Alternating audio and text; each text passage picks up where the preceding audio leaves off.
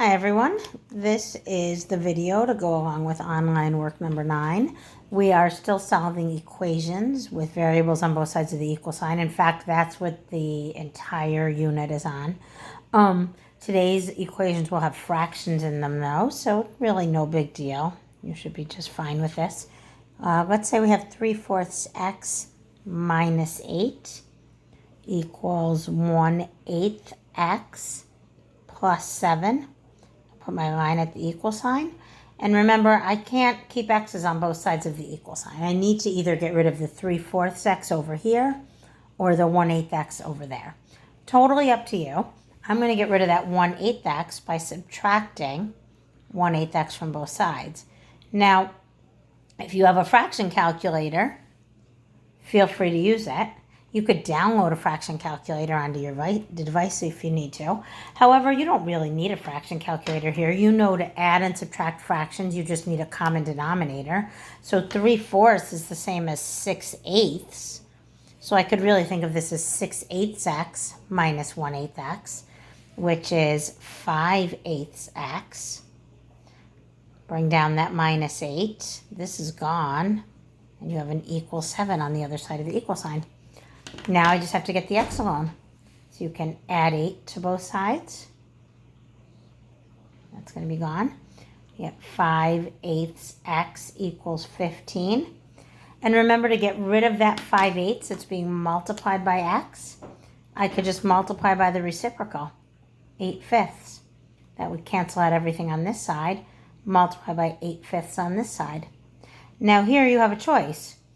You could put 15 over 1 and just multiply your numerators and multiply your denominators.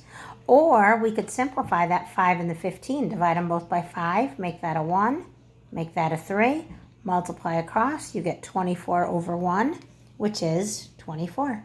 And you could check your answer, of course, by plugging it back in for x and making sure that 3/4 times 24 minus 8 really is the same as 1/8 times 24 plus 7. Let me do one more for you. Let's do 2/5 x minus 3 equals negative 1/3 x plus 8. So let's put our line at the equal sign. Doesn't matter if I get rid of the 2/5 x or the negative 1/3 x, but I think, why keep it a negative if I could get rid of it by adding 1/3 x to both sides? Then I don't have to deal with a negative there. So that'll be gone. Now to add those fractions, you either use your fraction bar on your calculator or you get a common denominator.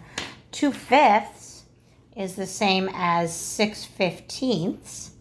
1/3 is the same as 5/15. So if I add that together, that's really 11/15 x. Bring down the minus 3 and the equals 8. Now let's get the x alone.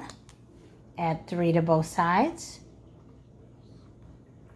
I get 11/15 x equals 11.